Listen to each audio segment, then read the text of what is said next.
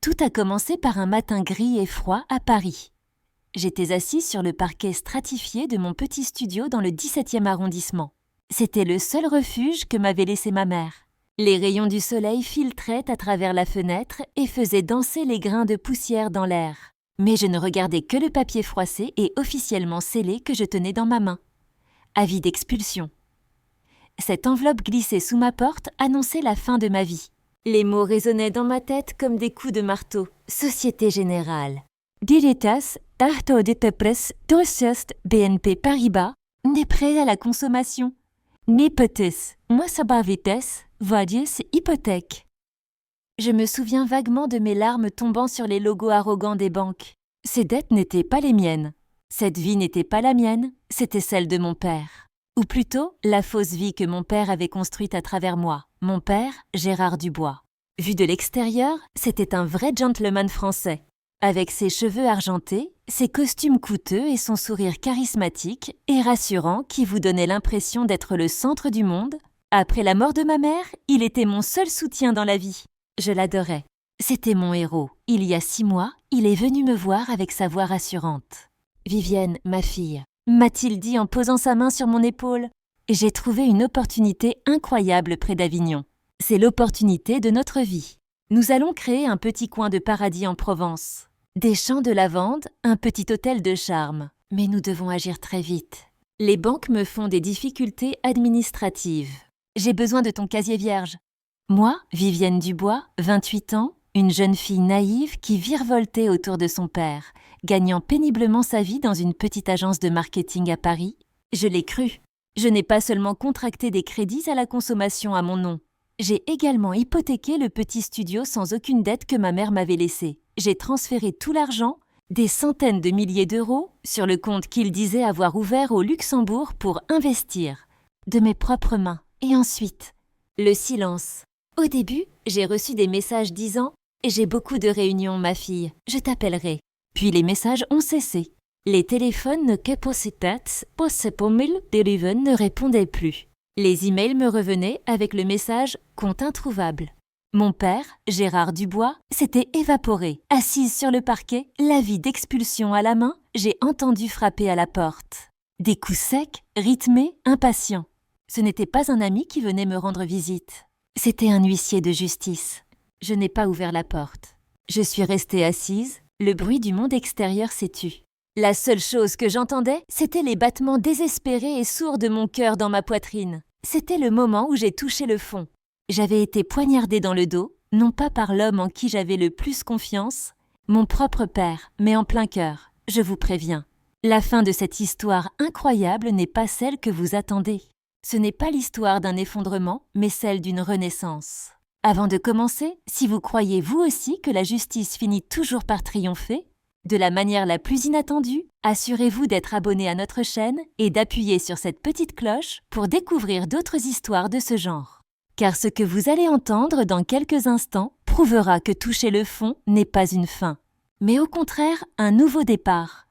L'huissier à la porte a continué à frapper pendant un moment, criant les notifications légales dans le ton froid et officiel du français avant de finalement abandonner. Il a collé un dernier document officiel sur la porte et est parti. J'ai entendu ses pas s'éloigner dans la cage d'escalier. Mon appartement, ce petit studio, n'était plus un refuge, mais une prison. Les murs se refermaient sur moi. Chaque recoin me rappelait la dernière conversation que j'avais eue avec mon père, les faux champs de lavande en Provence, les oliviers, sa phrase « Je fais ça pour ton avenir, ma fille ». Tout était mensonger. La première semaine s'est écoulée dans le déni. Je cherchais une explication logique. Peut-être avait-il eu un problème avec les banques au Luxembourg. Peut-être. Peut-être avait-il été kidnappé. Je m'accrochais à cette idée. Mais au fond de moi, je connaissais la froide réalité. La deuxième semaine, j'ai été confrontée à la réalité dans toute sa laideur et sa froideur. Ma boîte aux lettres débordait désormais non plus de factures, mais de lettres de mise en demeure. 80 000 € de la Société Générale. 120 000 € du BNP Paribas. Diverses sociétés de crédit à la consommation. Cofidis Tetalem. Chacune d'entre elles m'avait accordé des crédits modestes, mais qui, cumulés, représentaient des sommes colossales, majorées des intérêts de retard. Et bien sûr, l'hypothèque que j'avais contractée sur la maison de ma mère, Le montant total de la dette, intérêts et frais d'avocat compris, dépassait les 300 000 euros. Avec mon salaire dans cette petite agence de marketing, c'était une somme que je ne pourrais jamais rembourser, même en travaillant 3 vies. Et puis, alors que je me demandais, que pourrait-il arriver de pire? Mon téléphone a sonné. C'était mon patron, Antoine. Sa voix était loin de son habituelle gaieté. Elle était empreinte d'une fausse tristesse. « Vivienne, m'a-t-il dit, tes performances ont beaucoup baissé ces derniers temps. Nous recevons des plaintes de clients. Tu n'arrives pas à te concentrer. L'agence doit réduire ses effectifs. Tu comprends, n'est-ce pas ?» Je comprenais. J'étais virée. Mon père m'avait non seulement pris ma maison et mon argent, mais aussi mon travail et ma réputation. J'étais désormais à zéro, mes soi-disant amis. Ah, ces amis, Parisiennes. Des amis des beaux jours? Ceux avec qui je buvais des cafés crème dans les cafés de Saint-Germain? Ceux avec qui je riais dans les boutiques du Marais? Quand je leur racontais ma situation, leurs réactions étaient toujours les mêmes. Cette agitation familière et hypocrite. Ah, Vivienne, ma chérie. C'est horrible! Mais tu sais, je suis moi-même dans une situation très difficile en ce moment. J'aimerais pouvoir t'aider. Ils ont commencé à ne plus répondre à mes appels. Ils ont marqué mes messages comme « lus ». J'étais seule. Je n'avais littéralement plus un sou, je n'avais pas de travail et j'étais complètement seule. Ce soir-là, l'électricité a été coupée. Je n'avais pas pu payer la facture. Alors que les lumières de Paris filtraient à travers la fenêtre, j'étais assise dans mon appartement à la lueur d'une bougie. J'ai ouvert le coffret à bijoux que ma mère m'avait laissé. Il contenait les boucles d'oreilles en perles de ma grand-mère et le fin collier en or de ma mère. Je les ai regardés. C'étaient des souvenirs. Mais les souvenirs ne payaient pas les factures. Le lendemain, je me suis rendue chez un brocanteur, un dépôt-vente, dans le Marais. L'homme a examiné les boucles d'oreilles à la loupe, a testé le collier entre ses dents et m'a proposé un prix insultant. 500 euros. Je n'avais pas les moyens de négocier. J'avais autant besoin de cet argent que de mon prochain souffle. Les mains tremblantes, j'ai pris ces billets froissés et je suis sortie du magasin. Ces 500 euros allaient être le capital de départ de ma nouvelle vie. Il me restait 10 jours avant l'expulsion. Si aucun miracle ne se produisait dans les 10 jours, je dormirais sur les bancs du métro parisien. Cette nuit-là, dans mon appartement froid, tremblant sous ma couverture, le visage de mon père m'est apparu. Son sourire, ses fausses marques d'affection. Le bloc de glace en moi a encore grossi. Ce n'était pas de la tristesse, c'était une colère froide et pure. Je n'avais aucune pitié pour lui. Je n'avais pas pitié de moi non plus. La pitié était un luxe, et je n'avais plus de luxe. « C'est toi qui m'as mise dans cet état », ai-je murmuré dans l'obscurité. « C'est toi qui m'as créée, Gérard, et tu n'aimeras jamais cette chose que tu as créée. Cette femme que tu as créée !» Ma décision était prise. Je survivrai. Je ne survivrai pas seulement, je deviendrai plus forte. Et un jour, peu importe le temps que cela prendrait, je le retrouverai. Et je lui ferai payer chaque centime de tout ce qu'il m'avait fait subir. Ce n'était pas un serment de vengeance. C'était un manifeste de survie. 10 jours. Il me restait 10 jours dans cette ville immense qu'est Paris, dans cet endroit que j'appelais autrefois chez moi. Ces 500 euros, cet argent sale qui correspondait à la valeur des boucles d'oreilles en perles de ma grand-mère et du collier en or de ma mère, me brûlait les poches. Cet argent n'était pas une fortune. C'était ma bouée de sauvetage, je n'étais plus Vivienne, celle qui mangeait de la crème brûlée dans des cafés luxueux et préparait des présentations marketing. J'étais une ombre qui cherchait du travail de nuit dans une boulangerie des ruelles de Montmartre, essayant de survivre. La première chose que j'ai faite a été de ne pas déposer ces 500 euros sur un compte bancaire. Les banques étaient désormais mes ennemis. J'ai caché l'argent en espèces sous la semelle de ma chaussure. Puis, sans perdre une seconde de ces 10 jours, je me suis mise à chercher un endroit où loger. Mais où ? Qui accepterait de louer un appartement à une femme sans emploi et endettée de 300 000 euros à Paris ? La réponse se cachait dans les toits des célèbres immeubles cossus de Paris, les chambres de bonne. 2 jours avant d'être expulsée de chez moi, j'ai trouvé une chambre au 7e étage d'un immeuble haussmannien délabré près de Pigalle. Appeler cela une chambre serait généreux. C'était une boîte à chaussures de 6 mètres carrés. Il n'y avait pas d'ascenseur. Les toilettes se trouvaient au bout du couloir et étaient communes aux 5 autres chambres. La douche était une minuscule cabine couverte de taches de moisissure dont je ne voulais pas connaître la nature, mais c'était un toit. Et le loyer était dans mes moyens. Ils ont exigé le paiement d'avance. La moitié de ces 500 €, soit le loyer mensuel et la caution de cette chambre moisie, s'est évaporée sur place. Le jour de l'expulsion, j'étais déjà partie lorsque l'huissier a scellé la porte. Je n'ai pu emporter que 2 valises. Les photos de ma mère, quelques vêtements et tout ce qui appartenait à mon père, que j'ai laissé dans un sac poubelle dans cet appartement vide. Je ne me suis pas retournée, je ne me souviens pas comment j'ai monté les 7 étages avec ces 2 valises. Je me souviens seulement que lorsque je suis entrée dans cette pièce de 6 mètres carrés que j'appelais ma maison, et j'ai pu voir la coupole du Sacré-Cœur depuis la fenêtre. Paris était à mes pieds, mais j'étais au fond du gouffre. Ma nouvelle vie avait commencé. Avec l'argent qui me restait, j'ai acheté une carte de métro valable 1 mois et une carte téléphonique prépayée la moins chère possible. Avec le reste, j'ai acheté les pâtes, le thon en conserve et le pain les moins chers au supermarché. J'avais besoin d'un travail pour survivre. Les agences de marketing ne lisaient même pas mon CV. Qui embaucherait quelqu'un dont l'adresse était 7e étage, chambre de bonne Ondero 7. J'ai ravalé ma fierté, la boulangerie de Madame Benoît. Une petite boutique dans les ruelles de Montmartre, inconnue des touristes. J'ai besoin d'un travail, ai-je dit. Je suis prête à faire n'importe quoi. Madame Benoît a tiré une longue bouffée sur sa cigarette. C'était une femme dure, mais qui avait vu le monde. Tu sais faire la vaisselle ? Tu peux être là à 4 heures du matin ? Pas de sourire de touriste, juste de la pâte et du feu. D'accord, ai-je répondu. Cette nuit-là, à 4 heures du matin, j'étais derrière le four. Je grattais les plaques de croissants brûlés. Mes mains étaient abîmées par l'eau et le détergent. Mais à ce moment-là, l'odeur de la farine brûlée me semblait plus réelle que les parfums coûteux de mon père. Au moins, cette odeur ne mentait pas, mais il n'y avait pas d'échappatoire au système créé par mon père. Il ne leur a fallu que 3 semaines pour trouver mon adresse dans cette chambre moisie. Un matin, en rentrant du travail et en montant les 7 étages, j'ai trouvé à nouveau cette enveloppe officielle sur ma porte. Huissier de justice, ils ont saisi un quart du salaire, minimum que je gagnais à la boulangerie. C'est à ce moment-là que j'ai compris exactement ce que mon père m'avait fait. Il ne m'avait pas seulement escroqué, il ne m'avait pas seulement laissé sans domicile. Il m'avait condamné à une servitude financière à vie. Je me suis assis sur ce lit grinçant dans cette chambre de 6 mètres carrés. Je n'ai pas pleuré.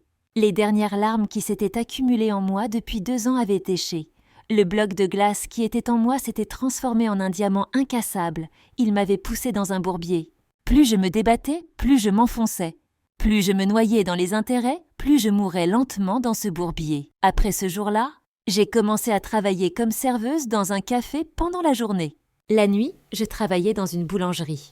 Je dormais 4 heures par jour. 4 heures par jour. Mon corps était en ruine, mais mon esprit était plus vif que jamais. Je comptais chaque centime. Mon père m'avait appris une seule chose, exploiter les faiblesses des gens. Il avait exploité ma confiance. Moi, je cherchais maintenant un point faible dans ce système, dans ce bourbier de dettes. Il devait y avoir un moyen légal. Pendant mon temps libre, je volais 4 heures de sommeil pour me rendre à la bibliothèque publique du Centre Pompidou. Je faisais des recherches sur Internet sur les lois françaises en matière d'endettement et les droits des consommateurs. J'aurais pu constituer un dossier de surendettement. Mais cela signifiait être inscrit sur une liste noire, mourir financièrement. Je ne voulais pas mourir. Je voulais me battre. Les mois se sont succédés. Puis les mois se sont transformés en années, 2 années entières. Pendant 2 années entières, j'ai vécu dans cette chambre de 6 mètres carrés. Pendant 2 années, j'ai travaillé 18 heures par jour. La montagne de dettes ne diminuait presque pas à cause des intérêts exorbitants. C'était comme si je me débattais dans un marécage. Plus je me débattais, plus je m'enfonçais. J'étais au bord de la dépression. Les lumières de Paris ne m'inspiraient plus. Elles semblaient se moquer de moi. Ces vitrines luxueuses, ces restaurants chics, tout semblait se dérouler dans un univers parallèle, loin de moi. Un dimanche soir, pendant l'un de mes rares jours de congé, j'ai ouvert l'une des 2 valises qui se trouvaient dans ma chambre. De vieilles affaires. Les albums de fin d'année universitaire de ma mère, mes dessins d'enfants, et au fond de la valise, un vieil agenda relié en cuir. Il datait de 2015. J'ai ouvert l'agenda. Mes objectifs pour cette année-là. Les billets des concerts auxquels j'avais assisté et entre 2 pages, un morceau de papier plié, scellé par un cachet officiel. Contrat de société en participation. Un contrat de société en participation. Ces 3 mots ont résonné dans cette pièce glaciale de 6 mètres carrés. Contrat de société. Je posai l'agenda sur le lit et dépliai le papier jauni. des cachets officiels, un jargon juridique complexe, mais mes yeux ne voyaient que deux noms, Sophie Martin et Vivienne Dubois. Les souvenirs ont envahi mon esprit. Je les avais tellement refoulés que je les avais presque oubliés. Ma marraine Sophie. Elle était la meilleure amie de ma mère. Sophie était une boulangère passionnée, mais pas une boulangère ordinaire. C'était une artiste. Son rêve était d'ouvrir une petite boulangerie artisanale dans le Marais, au cœur de ce quartier touristique et chic, où elle fabriquerait du vrai pain au levain à partir de farine issue de semences anciennes, selon des méthodes traditionnelles. Mon père se moquait toujours de son rêve. Lors des dîners qu'il partageait avec ma mère, il buvait une gorgée de ce cher vin de Bordeaux et disait avec son sourire charismatique « Sophie, ma chérie, il y a des millions de boulangeries à Paris. Tu vas te ruiner avec ces rêves romantiques, ces absurdités artisanales. Ce n'est pas la réalité. » Mais je croyais en lui. Cette année-là, en 2015, je venais de commencer à travailler dans cette agence de marketing. J'étais une jeune femme pleine d'espoir pour l'avenir. Ma grand-mère m'avait laissé un petit héritage. Pas beaucoup, 5 000 €.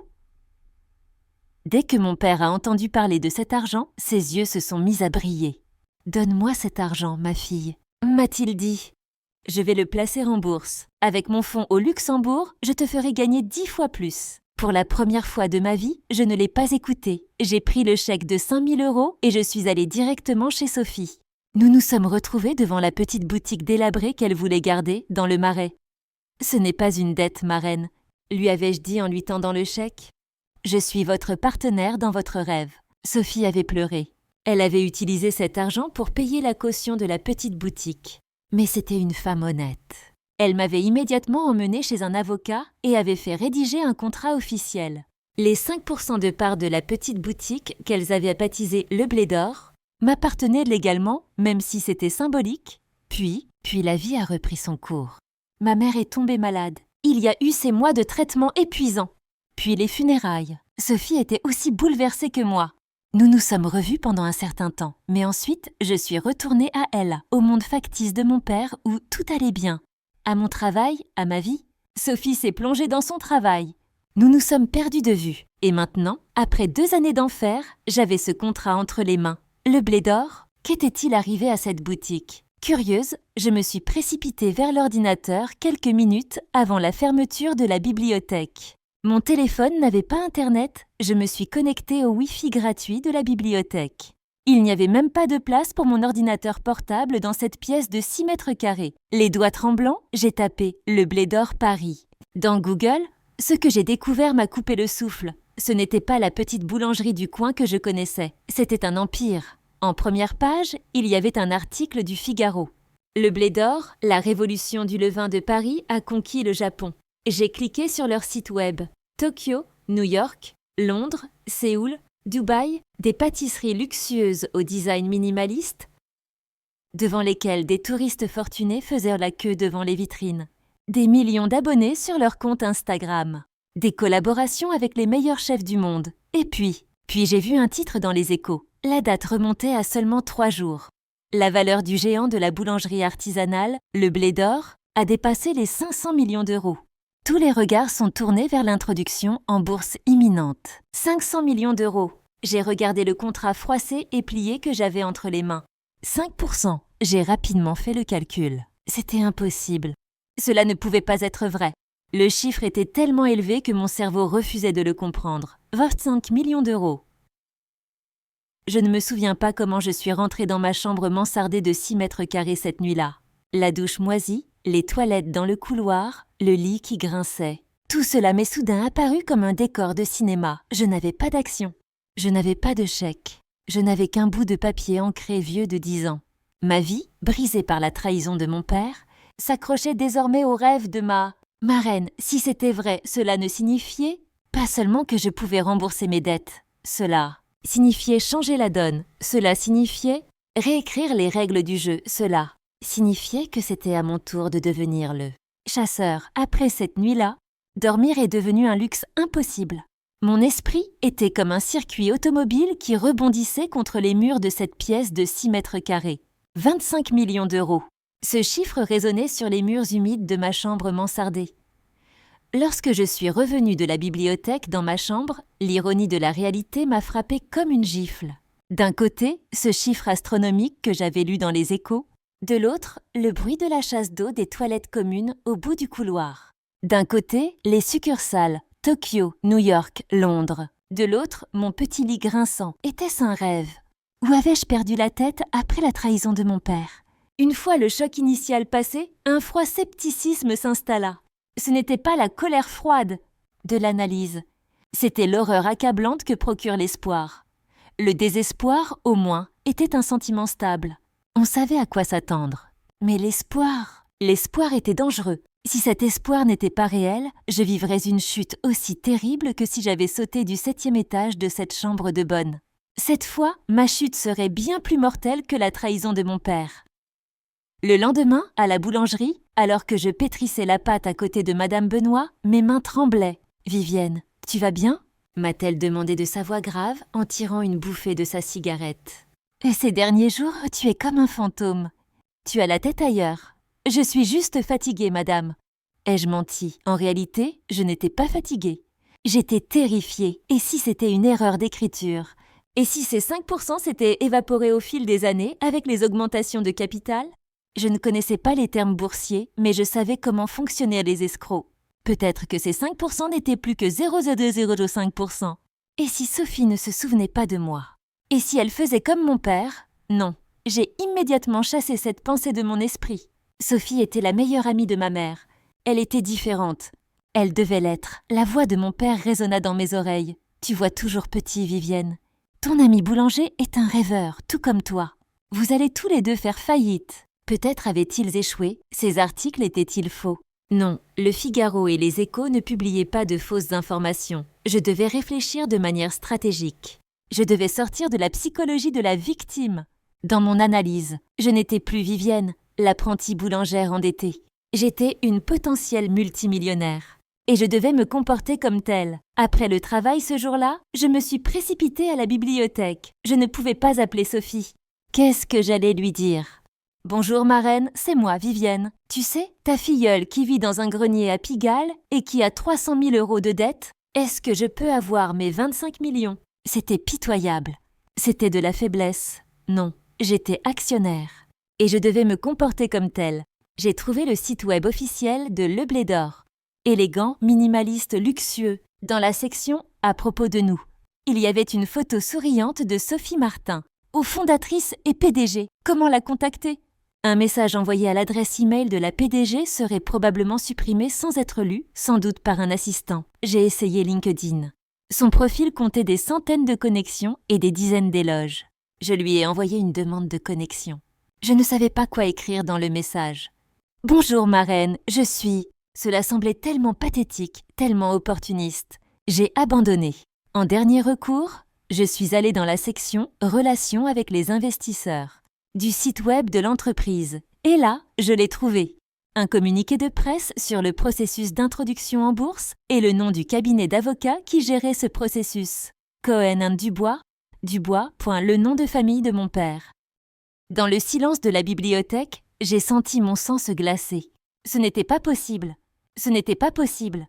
Mon père pouvait-il avoir un lien avec cette affaire? Gérard Dubois n'était pas un nom de famille courant à Paris, mais ce n'était pas impossible. Si mon père avait réussi à s'emparer de mon dernier espoir, s'il avait collaboré avec Sophie pour récupérer mon investissement de 5 000 €, non. Les doigts tremblants, j'ai recherché le nom du cabinet d'avocats. Cohen & Dubois, l'un des cabinets d'avocats les plus prestigieux de Paris, associé fondateur, David Cohen et Mathieu Dubois, Mathieu, pas Gérard. J'ai pris une profonde inspiration. Ce n'était qu'une coïncidence, une maudite coïncidence. J'ai décidé d'envoyer un email à ce cabinet d'avocats. Je me suis assis devant l'ordinateur de la bibliothèque et j'ai rédigé l'email le plus important de ma vie. J'ai d'abord créé un nouveau compte email. Je ne pouvais pas utiliser mon ancienne adresse au nom ridicule Vivi Marketing. Ma nouvelle adresse était simple. Vdubois Projectu. Non, c'était trop compliqué. Juste Vdubois. Objet, Le Blé d'Or, demande d'investisseurs en phase de démarrage, contrat de 2015. Dans l'email, j'ai joint une copie scannée du contrat de partenariat signé en 2015 au nom de Sophie Martin et Vivienne Dubois. J'avais conservé ce contrat comme un trésor dans cette pièce moisie pendant 2 ans. Le texte de l'email était court. « Cher maître Dubois, vous trouverez ci-joint un contrat de société en participation. De Le Blé d'Or datant de 2015. Les signataires sont Madame Sophie Martin et Mademoiselle Vivienne Dubois. Dans la perspective de l'introduction en bourse prochaine, je souhaite confirmer le statut juridique actuel de cette participation et sa valeur actuelle. Je vous serai reconnaissante de bien vouloir me répondre dans les meilleurs délais. Cordialement, Vivienne Dubois. Je n'ai pas parlé de ma situation. Je n'ai pas parlé de mes dettes, de ma chambre mansardée, de mon travail à la boulangerie. J'étais simplement V. Dubois, une investisseuse. J'ai appuyé sur le bouton « Envoyer » et j'ai commencé à attendre. L'attente était plus intense que la pâte dans le four. Chaque notification d'email faisait bondir mon cœur. Pendant 2 jours, je n'ai reçu que des spams et des alertes bancaires. Alors que j'étais sur le point de perdre tout espoir et de me convaincre que c'était une impasse, vendredi soir, à 18h pile, mon téléphone, connecté au Wi-Fi de la bibliothèque, a vibré « Expéditeur ». Mathieu Dubois, cabinet d'avocats Cohen & Dubois, objet. Réponse. Le Blé d'Or, demande d'investisseurs en phase de démarrage, contrat de 2015. Mon doigt a effleuré l'écran pour ouvrir l'email. J'avais peur. Si cet email disait « Malheureusement, ce document n'est pas valide ». Mais tout serait fini, j'ai cliqué. Chère Madame Dubois, nous vous remercions pour votre email et le document joint. Nous avons discuté de votre situation avec notre cliente, Madame Sophie Martin. Nous tenons à vous informer que nous essayons de vous joindre depuis longtemps. Veuillez contacter mon assistant dès que possible afin d'organiser une réunion urgente avec moi-même et Madame Martin dans nos bureaux. Cordialement, Maître Mathieu Dubois. Sachez que nous essayons de vous joindre depuis longtemps. Ce soir-là, dans ma chambre de 6 mètres carrés, j'ai pleuré pour la première fois depuis 2 ans. Mais ces larmes n'étaient pas des larmes de tristesse. Elles étaient plutôt des larmes de cet étrange et inquiétant soulagement qui précède la tempête. La réunion fut fixée au mardi suivant, à 10h, dans un immeuble de bureaux luxueux donnant sur les Champs-Élysées. Le cabinet Cohen & Dubois occupait le dernier étage du bâtiment. Ce matin-là, à 4h du matin, j'ai quitté mon dernier service à la boulangerie. J'avais dit à Madame Benoît que j'avais une urgence familiale et demandé 2 jours de congé. Lorsque j'ai gravi les 7 étages qui menaient à ma chambre moisie, il ne me restait plus que 48 heures. La première chose que j'ai faite a été de prendre une douche. Sous les murs moisis de cette salle de bain commune, j'ai essayé de me débarrasser de l'odeur de farine de la boulangerie et de la saleté de Pigalle. Ce n'était pas une toilette, mais une purification. Puis, les vêtements. Les meilleurs vêtements que j'avais dans mes 2 valises étaient un jean imprégné de l'odeur du four et un pull délavé. C'était inacceptable. Je ne pouvais pas m'y rendre comme une victime. Je devais m'y rendre comme Mademoiselle Dubois. Avec le peu d'argent qui me restait, littéralement mes 100 derniers euros, je me suis rendue dans un dépôt-vente. La chance m'a souri. J'ai trouvé un pantalon noir propre, en cachemire mélangé et une chemise blanche en soie, simple mais bien coupée. J'ai ciré mes propres chaussures. Quand je me suis regardée dans le miroir, j'ai vu une femme fatiguée mais déterminée. Je ne pouvais pas cacher les cernes sous mes yeux, mais personne ne pouvait cacher la détermination glaciale dans mon regard. Je n'étais plus une victime. J'étais une actionnaire. Point, mardi matin, 9h30. Je suis montée dans le métro à la station Pigalle. Ces âmes perdues, ces gens fatigués qui m'entouraient, j'étais l'une d'entre eux. Mais lorsque je suis descendue à la station Franklin D. Roosevelt, j'ai pénétré dans un autre monde. Le soleil filtrait à travers les arbres des Champs-Élysées. Les trottoirs étaient plus larges que ma chambre de 6 mètres carrés. J'ai regardé ces immeubles luxueux, ces voitures coûteuses. Pendant 2 ans, j'avais détesté ce paysage. C'était le monde factice et luxueux que mon père m'avait volé. Mais aujourd'hui, je devais entrer dans ce monde. Je suis arrivée à la porte du bâtiment où se trouvait le cabinet d'avocats Cohen & Dubois. Plaque en laiton, sol en marbre poli, le gardien m'a dévisagé de la tête aux pieds. Je savais que mes vêtements d'occasion détonnaient dans ce décor luxueux. Mais j'ai marché la tête haute, Vivienne Dubois. Ai-je dit d'une voix ferme. J'ai rendez-vous avec Maître Dubois et Madame Martin. L'expression dédaigneuse sur le visage de l'homme s'est effacée lorsqu'il a entendu le nom Madame Martin. Bien sûr, mademoiselle, au dernier étage. Ils vous attendent. L'ascenseur monta silencieusement, telle une capsule de marbre et de verre. Lorsque la porte de la salle de réunion s'est ouverte, je l'ai vue. Ma reine Sophie, elle ne portait plus son tablier de boulangère. Elle était vêtue d'un tailleur Chanel bleu marine parfaitement coupé. Ses cheveux étaient coiffés en un chignon élégant. Mais ses yeux, Ses yeux étaient les mêmes, ses yeux chaleureux et compatissants qui avaient pleuré lors des funérailles de ma mère. Dès qu'elle m'aperçut, son attitude professionnelle de PDG disparut. « Vivienne !» s'est-elle écriée en courant vers moi pour me serrer dans ses bras. « Mon Dieu, Vivienne, où étais-tu ? Nous t'avons cherché partout. » En la serrant dans mes bras, tout le poids des 2 dernières années s'est envolé de mes épaules. Je n'ai pas pu retenir mes larmes. « J'ai traversé des moments difficiles, ma reine, » ai-je murmuré. « Très difficiles. Je sais, dit-elle en s'écartant et en prenant mon visage entre ses mains. « Nous allons tout arranger. Mais d'abord, je voudrais te présenter quelqu'un. » Assis à la table, un homme d'une 30aine d'années, au regard perçant, vêtu d'un costume coûteux. L'avocat, Mathieu Dubois, il se leva et me tendit la main. « Mademoiselle Dubois, c'est un plaisir inattendu de faire votre connaissance. » Je lui serrai la main. « Maître Dubois, nous nous sommes assis. Les vitres de la pièce offraient une vue imprenable sur tout Paris. La tour Eiffel ressemblait à une figurine au loin. Tout d'abord, dis-je, en essayant de dissimuler le tremblement de ma voix. « Excusez-moi, maître, est-ce une coïncidence? Votre nom de famille ?» Mathieu sourit.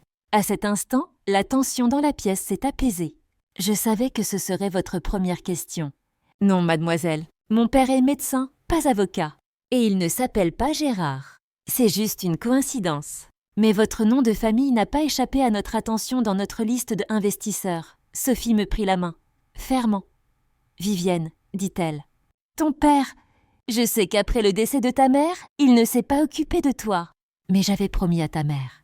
Ces 5 000 €, c'était le loyer de la première boutique, la première boulangerie. Sans cet argent, le blé d'or n'aurait jamais vu le jour. » Elle marqua une pause. « Et quand l'entreprise a grandi, quand de nouveaux investisseurs sont arrivés, ces types en costume cher, ils ont voulu diluer tes 5 produits. Ils ont dit que tu étais une petite actionnaire inaccessible.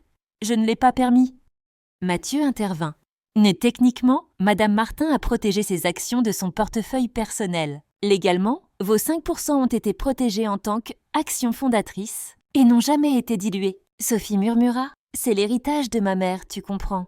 Je devais te protéger. » Mathieu posa un épais dossier devant moi. « Maintenant, parlons chiffres. Mademoiselle Dubois, le contrat que vous avez entre les mains, il n'est pas seulement valide. Il est l'un des fondements de cette société. » Il ouvrit le dossier.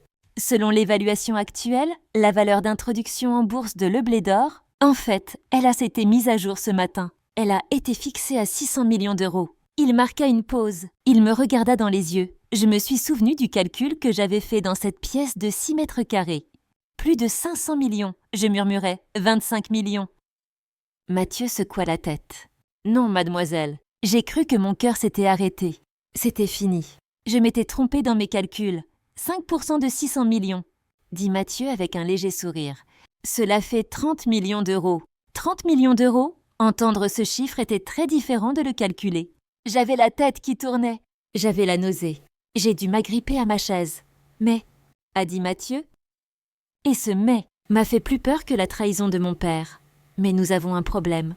Voici la 6e partie de l'histoire en 10 épisodes que vous avez demandé, partie 6. Musique. La musique qui accompagnait la fin du chapitre précédent laisse place à un silence pesant. Seul le tic-tac de l'horloge dans la pièce se fait entendre. 30 millions d'euros. Ce chiffre a résonné dans les murs de cette luxueuse salle de réunion. Mais il n'a pas pu rebondir sur les murs de ma chambre de 6 mètres carrés qui sentaient le moisi. J'avais la tête qui tournait. J'avais la nausée. J'ai dû m'agripper à ma chaise. Mais, dit Mathieu, et ce mais m'effraya plus encore que la trahison de mon père. Mais nous avons un problème. C'était fini. Je savais que tout était trop facile. La voix de mon père résonna dans mes oreilles. Rien n'est jamais aussi facile qu'il n'y paraît, ma fille. Quel problème, ai-je murmuré. Ma voix résonnait dans cette pièce luxueuse comme le couinement d'une souris. Mathieu Dubois se pencha en arrière. Son sourire professionnel avait disparu, remplacé par le regard sérieux d'un avocat. Mademoiselle Dubois, Vivienne, le problème ne vient pas du contrat. Votre contrat est solide comme un roc. Le problème, c'est vous. Moi, Sophie s'empressa de réagir. Mathieu, que voulez-vous dire? C'est une victime.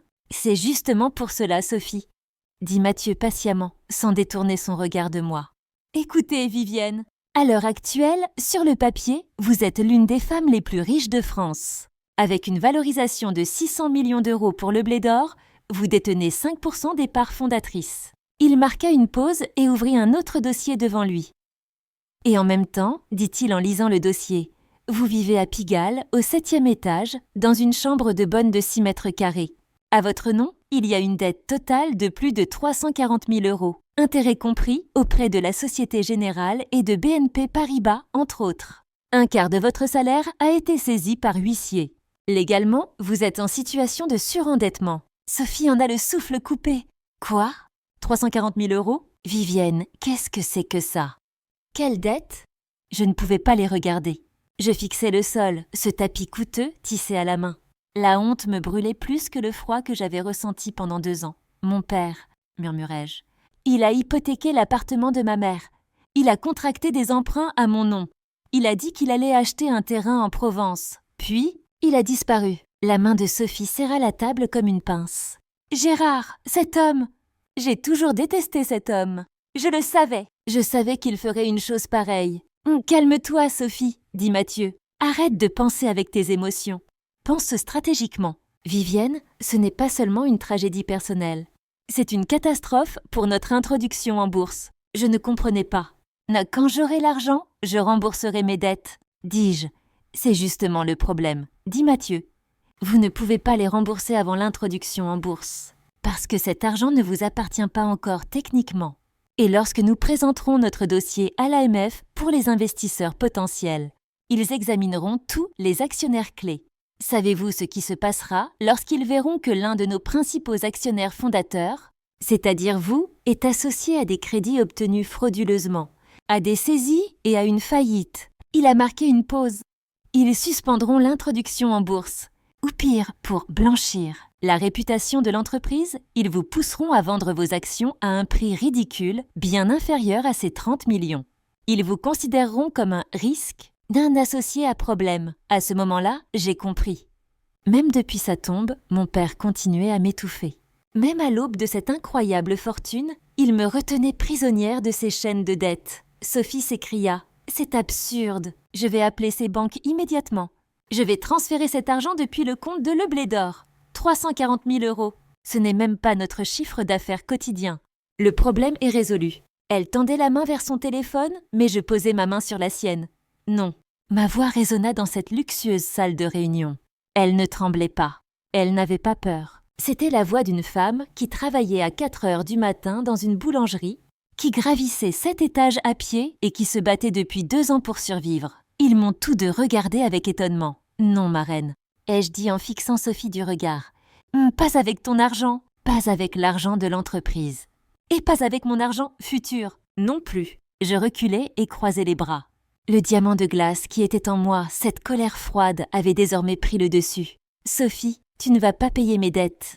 Tu ne vas pas nettoyer les saletés de mon père. » « Mais Vivienne, » dit Sophie, désespérée, « Mathieu a raison. Pour l'introduction en bourse ? Ah bah, Mathieu a raison, dis-je, me tournant cette fois vers l'avocat. C'est un problème d'image. C'est un risque. Mais vous blâmez la mauvaise personne. Le risque, ce n'est pas moi. Ce ne sont pas les dettes. Le risque, c'est l'homme qui a créé ces dettes. Mathieu plissa les yeux. Il pensait comme moi, stratégique. Qu'en pensez-vous, mademoiselle Dubois ? Voici ce que je pense, maître Dubois, dis-je en reprenant mon ton officiel. Mon père, Gérard Dubois, est un escroc. Il ne m'a pas seulement escroqué moi. Il a escroqué BNP Paribas, la société d'AV Générale. Et en ce moment, avec mon argent, quelque part en Provence, il est probablement à la recherche de nouvelles victimes. Et alors ? Eh bien, je ne vais pas payer ses dettes. Nous allons les rembourser à leur propriétaire légitime, Gérard Dubois. Mathieu sourit. À ce moment-là, j'ai vu dans les yeux de cet avocat en costume coûteux l'éclat d'un chasseur. C'est très compliqué, Vivienne, dit-il, mais sa voix était enthousiaste. Nous devons le trouver. Nous devons établir un lien entre lui et l'argent. Nous devons convaincre les banques de se lancer à la poursuite d'un escroc rentable plutôt que d'un crédit irrécouvrable. Dans ce cas, dis-je, je dois être la première personne que vous embaucherez. Non, mieux encore, je suis votre cliente. Je vous engage, maître. Pas seulement pour l'introduction en bourse, pour retrouver mon père, pour le traquer. Sophie éclata de rire, un rire bruyant et joyeux. « Voilà, dit-elle, voilà ma filleule. Mathieu se leva et boutonna sa veste. « Mademoiselle Dubois, dit-il, je pense que vous et moi allons très bien nous entendre. Le nom complet de votre père est Gérard. Gérard Dubois. Dis-je, parfait, dit Mathieu. Mais avant cela, nous devons vous sortir de ce grenier. De toute urgence. Ce jour-là, en quittant ce bureau, je n'étais plus Vivienne, avec ses vêtements d'occasion qui sentaient la boulangerie. Ce jour-là, je suis née à nouveau et mon plan de vengeance venait officiellement de commencer. En sortant de la salle de réunion, je me suis arrêtée sur le trottoir des Champs-Élysées. Ce jour-là, pour la première fois depuis 2 ans, le soleil semblait vraiment réchauffer l'atmosphère. Mais ce n'était pas un moment de répit. C'était une déclaration de guerre. Sophie et Mathieu ont catégoriquement refusé de me renvoyer dans cette chambre mansardée. « C'est impossible, Vivienne, » a dit Sophie avec son air maternel. « Tu vis dans un endroit pire que la Banque Populaire. En tant que représentante de l'entreprise, c'est inacceptable. » Je lui ai demandé s'ils allèrent me piéger dans un piège luxueux, comme mon père l'avait fait. Mathieu a ri. « Ce n'est pas un piège luxueux, mademoiselle. Appelons cela un refuge. Vous mènerez votre combat depuis là-bas. » J'ai refusé un hôtel de luxe, le Georges Sermou le Ritz. Ce n'était pas mon style.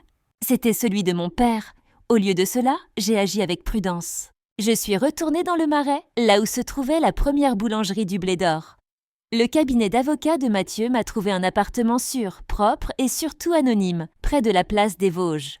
Après cette chambre moisie, cet endroit ressemblait à un palais. Mais pour moi, le vrai luxe était d'avoir une porte qui fermait à clé et ma propre salle de bain. Sophie m'a constitué un budget de guerre, en me versant une avance à long terme sans intérêt de la part de l'entreprise. Cet argent n'était pas destiné à rembourser mes dettes. Il servait à déclencher la guerre. La première chose que j'ai faite a été de récupérer mes 2 valises dans cette chambre de 6 mètres carrés. En fermant la porte à clé pour la dernière fois, j'ai regardé les toilettes communes au bout du couloir. Plus jamais. Et ai-je murmuré, je me suis rendue à la boulangerie de Madame Benoît, Madame. Lui ai-je dit en lui tendant une enveloppe contenant une prime importante. Je démissionne. Elle m'a regardée, a allumé sa cigarette. Enfin, a-t-elle dit. Tu vas lui faire voir, n'est-ce pas? J'étais surpris. D'où? Ah, ma petite, dit-elle en soufflant la fumée. J'ai vu toutes les brûlures de la vie dans cette boulangerie. Ton feu n'était pas celui de la pâte.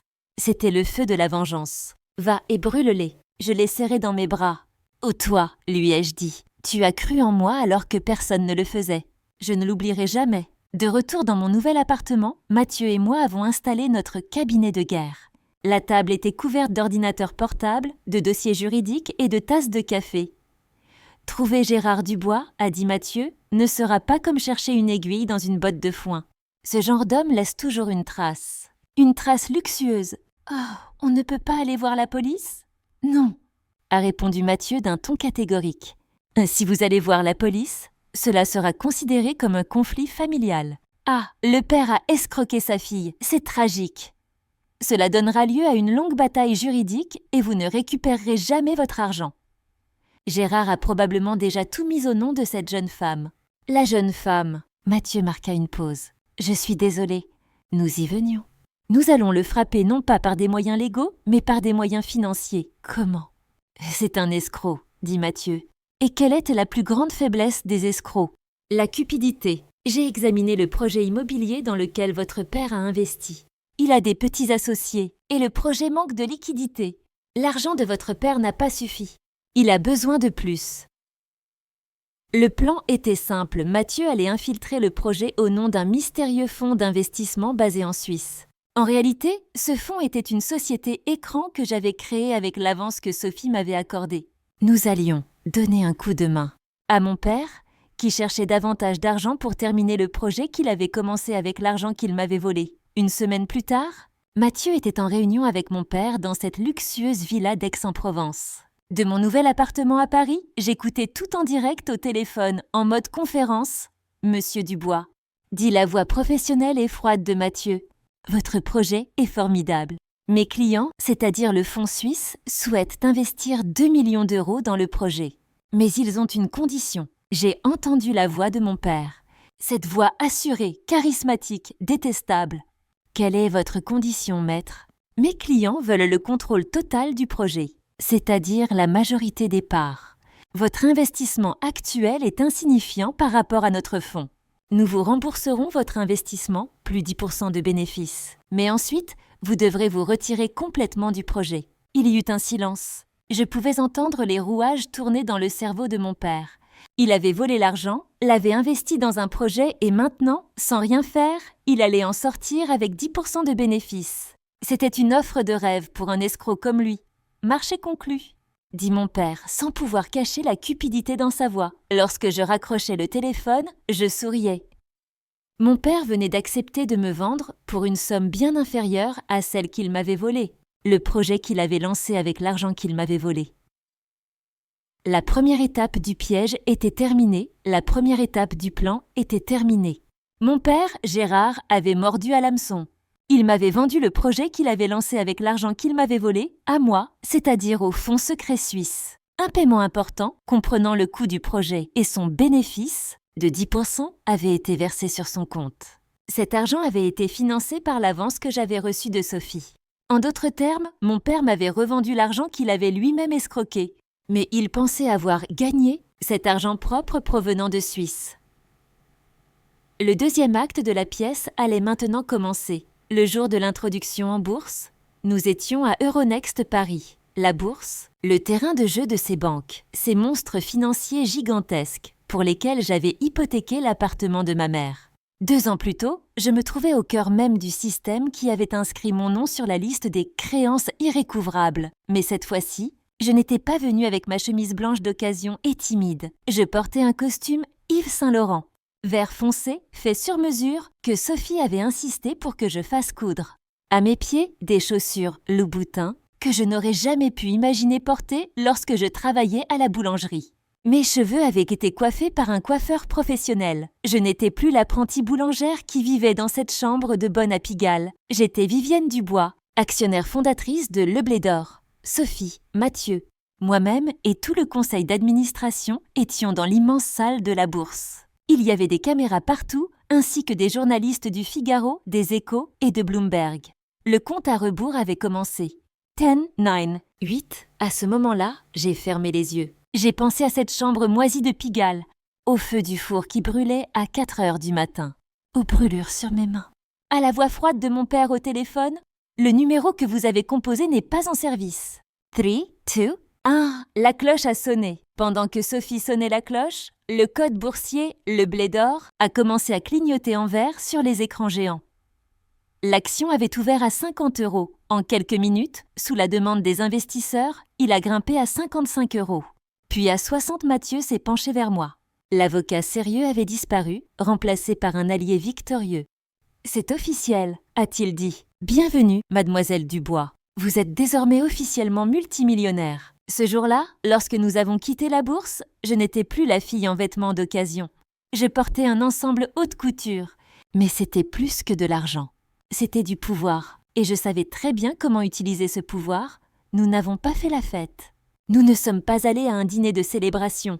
Mathieu, Sophie et moi sommes retournés directement à notre cabinet de guerre, au cabinet d'avocats Cohen & Dubois. Mathieu s'est assis devant le tableau. « Bon, a-t-il dit, la première étape est terminée. Vivienne, ton compte bancaire affichera demain matin un solde supérieur à 30 millions d'euros. Mais, j'aimais bien ce mais, a-t-il poursuivi, vous êtes toujours techniquement endetté. 1340 000 €. Les banques sont toujours à vos trousses. » Sophie s'est exclamée. « Ce n'est pas grave. » Vivienne, transfère cet argent immédiatement. Règle ces fichues dettes. Débarrasse-toi de ces types. Je secouai la tête. « Non. Comment ça, non ?» s'étonna Sophie. « Tu as l'argent. » « Non, répondis-je. Je ne toucherai pas à ces 30 millions d'euros. Cet argent, c'est mon avenir. C'est l'avenir du blé d'or. C'est le fruit de chaque centime que j'ai gagné dans la boulangerie de Madame Benoît. Je ne vais pas nettoyer les saletés de mon père avec cet argent propre. » Je tournai les yeux vers Mathieu. Je n'ai pas contracté ces dettes. Ces dettes sont le résultat d'un crime. Et je veux que le coupable les paie. Mathieu sourit. J'attendais ces mots, mademoiselle. Il tendit la main vers le téléphone posé sur son bureau. Les banques apprendront demain que vous avez reçu 30 millions d'euros. Dès qu'elles auront flairé l'argent, elles se jetteront sur vous comme des chacals pour récupérer ces 340 000 €. Mais nous allons les devancer. Mathieu appela les responsables des services juridiques de BNP Paribas et de la Société Générale. Il ne s'agissait pas d'une conférence téléphonique.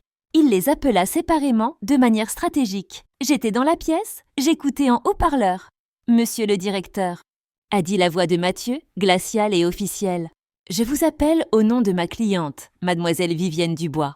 Oui, l'actionnaire de l'introduction en bourse de Le Blé d'Or. Vous connaissez son dossier de dette de 340 000 €, n'est-ce pas? Le dossier pour lequel vous avez envoyé une saisie, j'entendais l'homme à l'autre bout du fil marmonner. « Parfait », dit Mathieu. « Nous avons une proposition à vous faire. » Cette dette a été contractée par son père, Gérard Dubois, par le biais d'une fraude aggravée et de faux et usage de faux. Nous avons toutes les preuves que l'argent a été transféré vers sa société Écran au Luxembourg. Il marqua une pause. « Et maintenant, dit-il en baissant encore davantage la voix, nous vous offrons un cadeau. Mon client peut vous verser ses 340 000 € sans toucher à ses 30 millions d'euros. Ou bien, au lieu de courir après un crédit irrécouvrable, vous pouvez vous lancer à la poursuite d'un véritable escroc. » Le banquier répondit « Que voulez-vous dire, maître ? » Ce que je veux dire, c'est que Gérard Dubois a reçu hier un paiement en espèces important suite à la vente d'un bien immobilier. Il dispose actuellement de 1,2 million d'euros en espèces sur un compte Crédit Mutuel à Aix-en-Provence. À vous de choisir, monsieur, dit Mathieu. Soit vous passez des mois à vous battre avec mon client, vous le poursuivez en justice et vous finissez par perdre, car c'est une victime et nous le prouverons. Soit, sur la base du numéro de compte que je vais vous envoyer et des preuves de fraude, vous saisissez immédiatement le compte de Gérard Dubois et vous récupérez vos 340 000 € demain matin. Le banquier n'hésita pas une seconde. « Envoyez-moi les preuves, maître. » Mathieu raccrocha. Il me regarda. « Ce qu'un escroc aime par-dessus tout, c'est l'argent, dit-il. Tout comme un banquier. » 1 heure plus tard, les avocats des deux banques ont répondu. « Nous acceptons. » La procédure de recouvrement a été transmise à Gérard Dubois. L'équipe de Mathieu a obtenu en un temps record du tribunal d'Aix-en-Provence, à la demande des banques, une décision de blocage du compte de mon père, sur lequel se trouvait l'argent qu'il venait de gagner. Gérard Dubois avait perdu l'argent qu'il pensait avoir gagné grâce au fonds suisse, avant même de pouvoir le dépenser. La deuxième et plus importante étape du piège était terminée. J'avais encore une fois fait nettoyer les saletés de mon père par mon père.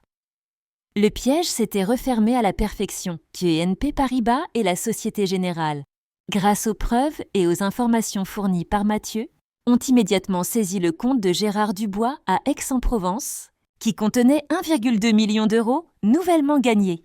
Mon père avait perdu l'argent qu'il pensait avoir gagné grâce à ce fonds suisse, c'est-à-dire grâce à moi, avant même d'avoir pu commander un repas de fête dans l'un de ces restaurants chers de la côte. D'Azur. Son compte de 1,2 million d'euros avait été gelé pour une dette de seulement 340 000 €. Mais ce n'était que le début. Prochaine étape pour Mathieu a été de trouver les autres petits investisseurs que mon père avait escroqués dans son faux projet immobilier en Provence. Nous leur avons fait une offre financée par mon budget de guerre.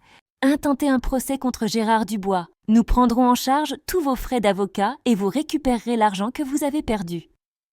En 3 semaines, le cercle autour de mon père s'est resserré. Les banques, les petits investisseurs et maintenant la police financière française, car Mathieu avait également dénoncé la société Écran de mon père au Luxembourg et les autres petites escroqueries qu'il avait commises au fil des ans. Gérard Dubois était acculé et un escroc acculé n'avait qu'une seule chose à faire, se tourner vers sa seule ressource potentielle restante, sa petite fille naïve, c'est-à-dire moi. Un soir, alors que j'étais dans mon nouvel appartement sécurisé du Marais, en train d'examiner les prochains rapports trimestriels de Le Blé d'Or, l'interphone a sonné. J'ai regardé l'écran de la porte, c'était lui, mon père. Il portait un manteau Loro Piana coûteux, mais ses épaules étaient affaissées. Son visage, que je n'avais pas vu depuis 10 ans, était gris et terrifié. L'homme charismatique avait disparu, remplacé par un homme effrayé et pitoyable. J'ai ouvert la porte d'entrée. J'ai entendu le bruit de l'ascenseur, puis des pas dans le couloir. J'ai ouvert la porte de mon appartement et je me suis arrêtée sur le seuil. J'ai croisé les bras, il m'a vue. Ma nouvelle apparence, pas mes vêtements d'occasion, mais mon chemisier en soie sur mesure. Pas cette chambre moisie de Pigalle, mais le hall d'entrée élégant et luxueusement meublé derrière moi. Ses yeux se sont illuminés. Son vieux sourire factice s'est étendu sur son visage. « Vivienne, ma fille !» a-t-il dit en ouvrant les bras. « Mon Dieu, merci. Tu ne sais pas à quel point tu m'as manqué. Ces hommes horribles, ces monstres, les banques, ils m'ont tout pris, ils m'ont piégée. Tu dois m'aider, ma fille. Nous sommes une famille. » Je croisais les bras. Je ne reculais pas. Je ne le laissais pas entrer. Une famille, dis-je. Ma voix était la même que celle qui résonnait dans cette luxueuse salle de réunion. Ce n'était pas ma voix tremblante dans cette pièce de 6 mètres carrés. C'était la voix du conseil d'administration du Blé d'Or. Froide, tranchante et claire. De quelle famille parles-tu, Gérard ? Le fait que je l'appelle par son nom l'a bouleversé plus qu'une gifle invisible. Qu'est-ce que tu dis, Vivienne ? Je suis ton père. Ce que tu appelles famille, dis-je en faisant un pas vers lui. C'est ce que tu as construit dans cette luxueuse villa en Provence avec ta fiancée. De 25 ans ? Ou bien tu parles de cette vie que tu as financée avec les 340 000 € de crédit que tu as contractés à mon nom. Son visage devint livide. Il recula en bégayant. « Quoi ? Comment sais-tu tout ça ? » « Vivienne, c'était une erreur. Elle m'a trompée. Cet argent, ce terrain. Je sais pour ce terrain, dis-je. C'est que Bebo Yosso que tous ces faux champs de lavande. Ses rêves d'hôtel-boutique. Je sais tout. Son regard devint suppliant. Mais maintenant tu vas bien, dit-il en balayant mon appartement du regard. Je le vois. Tu as réussi. Tu es riche. Je ne sais pas comment, mais... Bravo, ma fille. Voilà. Maintenant, tu peux m'aider. Arrête ces banques. S'il te plaît, Vivienne. Ils sont à mes trousses. Je sais, dis-je. Parce que c'est moi qui les ai lancés à ta poursuite. Son expression à ce moment-là valait toutes les souffrances que j'avais endurées ces 2 dernières années. Le choc, le déni, la peur et enfin cette admiration dégoûtante. Le respect déformé du fraudeur lorsqu'il rencontre un fraudeur plus habile que lui. Le fond suisse, murmura-t-il. C'était toi, c'était moi. Ai-je répondu. Je t'ai racheté le projet que tu avais lancé avec l'argent que tu avais volé. Puis j'ai utilisé cet argent comme appât pour que les banques te rattrapent. Tu sais, ce bénéfice de 10%, c'était mon dernier cadeau pour toi. Le fromage du piège. Mais pourquoi ? Cria-t-il. Sa voix résonna dans le couloir luxueux.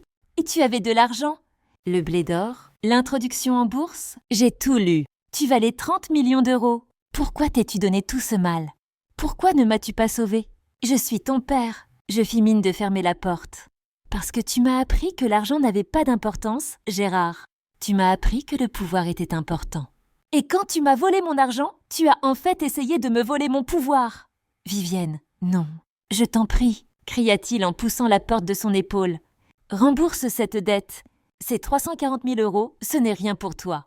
C'est de la petite monnaie. Je t'en prie. Je lui ai doucement fermé la porte au nez. Dans l'interstice, j'ai regardé son visage effondré une dernière fois. Mais j'avais un autre pouvoir que tu ne connaissais pas, ai-je dit. Le rêve de ma marraine, l'héritage de ma mère. Et cela était bien plus puissant que tes mensonges. J'ai fermé la porte.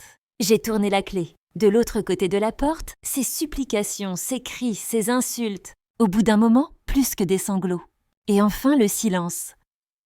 Cette nuit-là, dans mon appartement du Marais, j'ai dormi d'un sommeil profond pour la première fois de ma vie. La ruine de Gérard Dubois, contrairement aux 2 années que j'avais passées dans cette chambre moisie, a été étonnamment rapide et définitive.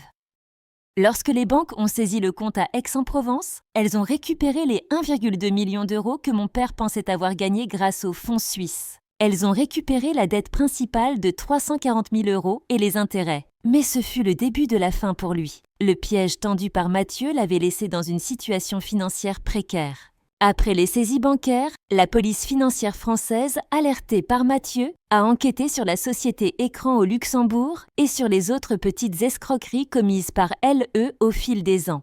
Les autres petits investisseurs, escroqués par mon père dans le cadre du projet en Provence, ont intenté un recours collectif avec l'aide d'avocats financés par mon budget de guerre, Gérard. Dubois était acculé, sa fiancée, de 25 ans, dès qu'elle a compris que l'argent ne rentrait plus et que les huissiers frappaient à la porte de la villa, elle a témoigné contre lui et a disparu. 6 mois plus tard, devant le tribunal de grande instance de Paris, mon père, Gérard Dubois, a été jugé pour fraude fiscale, escroquerie aggravée, Faux et usage de faux et abus de confiance. Son charisme n'a pas suffi dans la salle d'audience. Les preuves étaient accablantes. Il a été condamné à 10 ans de prison. Il a été envoyé à la célèbre prison de la Santé à Paris. Il a tout perdu. Son nom, sa liberté et surtout son pouvoir. Et moi, je n'ai pas touché aux 30 millions d'euros que j'avais gagnés grâce au succès de Le Blé d'Or. Avec l'aide de Mathieu, j'ai restructuré le faux projet immobilier de mon père. J'ai trouvé de vrais investisseurs honnêtes. J'ai rendu le projet rentable. Et avec les premiers bénéfices que j'ai tirés de ce projet, j'ai remboursé d'un seul coup toute ma dette auprès de BNP Paribas et de la Société Générale. Je n'oublierai jamais le moment où je suis entrée dans cette agence bancaire. Ce directeur arrogant m'avait dit 2 ans auparavant « Vous allez vous retrouver à la rue, mademoiselle ». À présent, devant lui, mes mains ne tremblaient pas tandis que je signais le chèque de 340 000 euros. Merci. Ai-je dit au directeur « Vous m'avez appris l'importance de la discipline financière ». Ma vie était passée de ce grenier moisi à une salle de réunion avec vue sur les Champs-Élysées. Je ne suis pas restée simple actionnaire du Blé d'Or. Sophie m'a nommée à la tête des opérations. « Vous connaissez ce métier, Vivienne », m'a-t-elle dit. « Vous êtes partie de zéro, de la pâte à pain. » J'ai combiné la discipline que j'avais apprise à la boulangerie avec mon expérience dans cette petite agence de marketing et je m'en servais désormais pour diriger un empire. Mais ces 30 millions d'euros, cet argent devait être plus qu'un simple moyen de vengeance pour moi. Le prix de la trahison de mon père ne pouvait se limiter à son incarcération. Cela devait se transformer en quelque chose de créatif. Le mois dernier, j'ai créé la fondation Le Blé d'Or. Notre objectif, aider les femmes piégées par des hommes comme mon père, exploitées financièrement, prisonnières de dettes familiales. Nous leur apportons un soutien juridique. Mathieu est devenu le président de la fondation. Nous leur offrons une formation et des capitaux pour qu'elles puissent construire un nouveau métier, une nouvelle vie, comme Madame Benoît me l'a appris. Notre première boursière était une jeune femme de Lyon dont le mari avait volé toutes ses économies. Nous l'avons aidée à ouvrir sa propre petite pâtisserie. La semaine dernière, j'étais assis dans mon nouveau bureau de la place Vendôme, à Paris. Il ne faisait plus 6 mètres carrés, mais 600. Mathieu Dubois est entré. Il tenait une lettre officielle scellée de Gérard. M'a-t-il dit. « De la prison de la Santé, tu veux la voir ?» J'ai levé la tête. Devant moi se trouvait le dossier d'investissement d'un nouveau projet de la Fondation. « Je n'ai pas besoin de le lire, Mathieu, » ai-je répondu. J'en ai fini avec le passé. Il a essayé de faire de moi une victime. Mais en moi, comme le levain de ma marraine, il y avait quelque chose de patient, de fort et de résistant. Sa trahison ne m'a pas détruit. Elle a fait de moi ce que je suis. Et vous, qu'en pensez-vous ? La justice a-t-elle été pleinement rendue ? Le prix à payer pour ce que mon père m'a fait subir était-il 10 ans de prison ? Ou bien cette nouvelle vie que j'ai gagnée était-elle la plus grande justice qui soit ? Si vous aviez été à ma place, auriez-vous lu cette dernière lettre ? J'aimerais connaître votre avis dans les commentaires. Merci d'avoir écouté mon histoire.